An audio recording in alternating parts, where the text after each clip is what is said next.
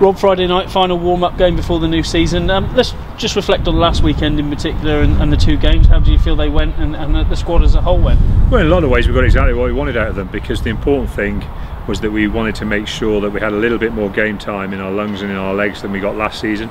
The easiest way of doing that, and yet keeping everybody on the same training regime, is to have the double header, and so you get more players get 80 minutes into them, and then they can all come in and train together in the week running into that game and the week running after, because they're all playing on the same day. So it's very much achieved that. We haven't picked up too many injuries. We managed to come through playing at a decent intensity, particularly in the second game, where we were probably a little bit better disciplined, which meant the intensity of the game stayed a little bit higher. As I say, we've run through very well at the start of this week. The guys are back in, have trained very well, recovered very quickly, and now we're looking forward to taking a smaller, trimmed down squad for, as you say, will be our final game. And the thing I've challenged the players with is just making sure we take another step in intensity towards the level we want to be playing at in the Premiership, and that will be the key for me. The key thing I'll look at, as much as the score or much as the quality of how we play, will actually be the physical levels we get to. Some of that will come through in the scientific data, you know, in GPS and in heart rate monitoring, etc.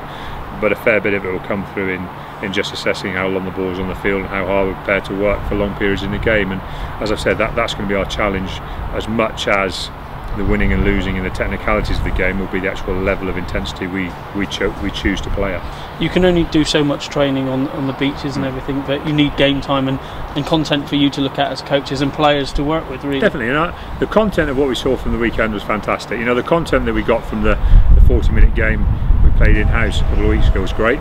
And as I said, you know, as you build up, the majority of our players got 40 minutes during that.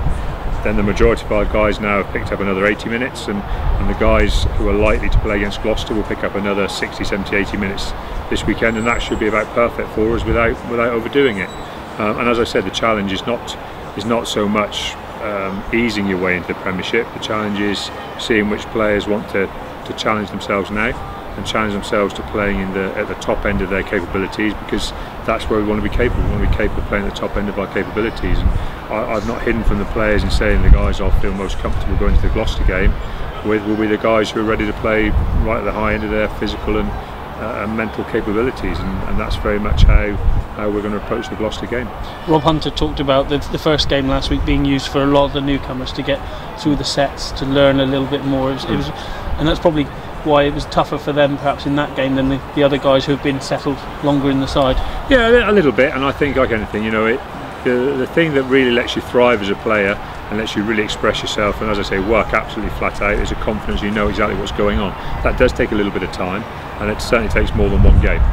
And as I say, that to me will still be the challenge this weekend. And obviously, what we want to try and do is couple some real quality rugby into that. But I don't want quality rugby at the lack of intensity and the lack of pace and the lack of hard work. You know, because the two are just not worth having if they don't come along together. As you say, I suppose the message this week has been to crank it up another notch again, and it will be even more next week.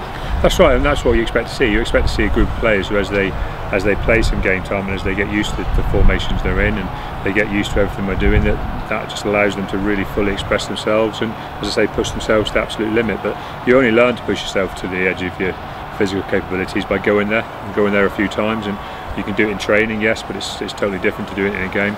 You know, in a game, you know, you have to maintain discipline as well. You know, you have to hold it together when the opposition are coming at you. You have to hold it together when people are challenging you.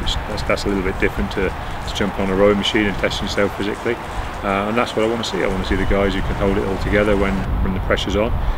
We think we'll get that from Cardiff. You know, they look like they're going to be well prepared and put out a strong side. But those are the challenges you want heading into the Premiership. Excellent. Thank you.